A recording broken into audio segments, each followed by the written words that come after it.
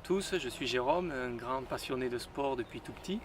Quand j'avais 5 ans, j'ai commencé l'escrime et c'est un sport que j'ai jamais arrêté de pratiquer. Il y a environ 10 ans, j'ai commencé à courir et j'ai pas arrêté non plus. D'ailleurs, en 2017, lors du semi-marathon de Valence, j'ai eu pas mal de difficultés à terminer le semi-marathon et à la fin, on m'a diagnostiqué diabétique. Depuis, ça a été vraiment un moteur dans ma vie et dans ce que j'ai voulu atteindre au niveau sportif, beaucoup plus qu'un frein. Et au niveau référence, cette année j'ai réussi à courir le marathon de Paris en 2h46 et le semi-marathon de Barcelone en 1h19.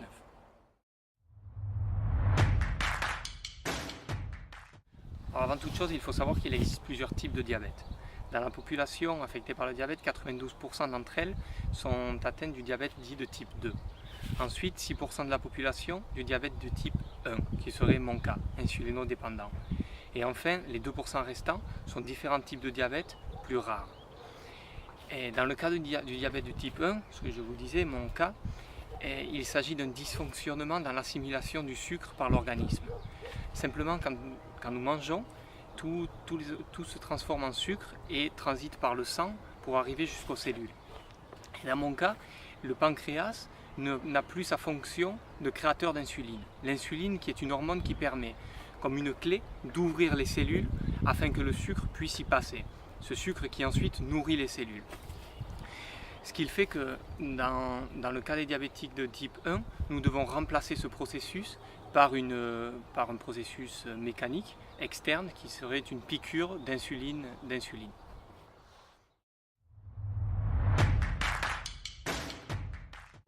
Le plus important lorsque l'on est diabétique, c'est la connaissance de soi. Et pour ça, aujourd'hui, il y a beaucoup de technologies qui nous aident. Il y a par exemple des capteurs qui nous permettent de suivre en direct l'évolution du taux de glucose dans le sang. Et cela nous permet d'ajuster si on est trop haut, de manger quelque chose si nous sommes trop bas et de savoir exactement quelle quantité d'insuline il faut s'injecter. Ceci dit, il faut vraiment privilégier dans notre quotidien une alimentation en indice glycémique faible et au contraire éviter les aliments trop sucrés. Mais cependant, et c'est quelque chose qui me tient à cœur de le dire, cependant on peut manger de tout. La clé sera un bon contrôle, un bon suivi et de savoir ajuster l'insuline en fonction de ce qu'on mange, mais aussi de facteurs exogènes comme la chaleur qui peuvent affecter, comme le niveau de stress et comme plein de facteurs qui nous entourent. L'important, encore une fois, c'est bien se connaître. Contrairement à ce que beaucoup de gens pensent, le sport est extrêmement bénéfique pour tout diabète, pour tout diabétique, que ce soit d'ailleurs des diabétiques de type 1 comme des diabétiques de type 2. Et cela pour deux raisons principales. La première est la nécessité en insuline qui est bien moindre. Lors de l'exercice, les muscles, les cellules consomment du sucre. Il est donc nécessaire de s'injecter moins d'insuline. La seconde raison est lors de la période de récupération. Lors de la période de récupération, le sport nous offre un taux de glucose beaucoup plus stable, ce qui est un avantage. Avant toute chose, il faut savoir que l'insuline a un effet de 4 heures. C'est-à-dire que durant 4 heures, après une piqûre, l'insuline peut avoir un effet sur l'alimentation que l'on est en train de manger. Le pic d'effet a lieu à 2 heures.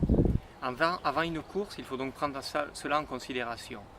Dans le cas du marathon de Paris, j'ai préféré prendre un petit déjeuner 3 heures avant le départ pour qu'il me reste qu'une heure d'effet d'insuline, ce qui me permet seulement juste avant la course, avant le départ de la course, pouvoir manger quelque chose sans générer une hyperglycémie, un pic de glycémie dans le sang.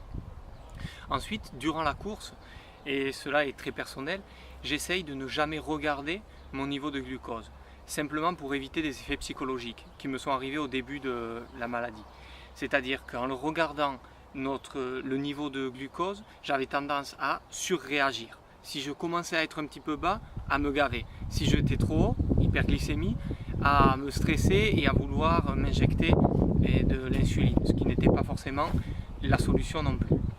Donc durant le marathon, ce que j'ai fait, c'est m'arrêter à tous les ravitaux pour manger principalement des fruits. Quelque chose qui est important également, c'est lors du petit déjeuner, privilégier ce qui est protéines, par exemple jambon, fromage. Également, j'aime beaucoup manger des avocats, ce qui nous permet de donner de l'énergie sans avoir des pics d'hyperglycémie. Tout cela accompagné d'un petit peu de pain complet. Et avant le départ de la course, une banane. Et avec cela, en principe, cela me suffit pour tenir un semi ou un marathon en s'arrêtant à chaque ravitaillement pour manger quelque chose. Et cela dépend réellement de votre niveau de glycémie pendant le ravitaillement, sans pour autant être focalisé sur un contrôle trop régulier.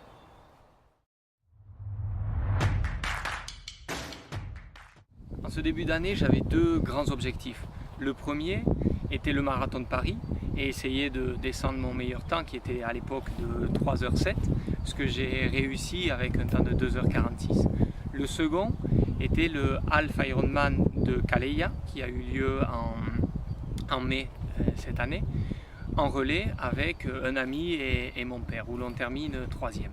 Pour terminer la saison, je vais enchaîner plusieurs courses durant l'été, principalement du trail et un petit peu de vélo, pour ensuite arriver au marathon de New York en novembre de cette année. À partir du mois d'août à peu près, je vais commencer à travailler spécifiquement pour le marathon de New York, mais surtout le marathon de Tokyo qui aura lieu l'année prochaine, en mars 2020, et qui, je l'espère, me permettra une qualification au championnat de France de marathon pour l'an prochain.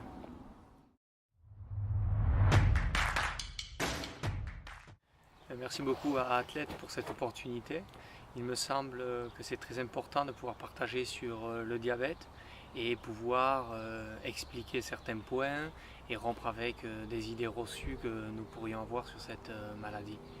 Et si vous avez des doutes, des questions ou souhaitez en savoir plus, vous pouvez ou me contacter par mail ou directement aller sur la page Athlète Nutrition.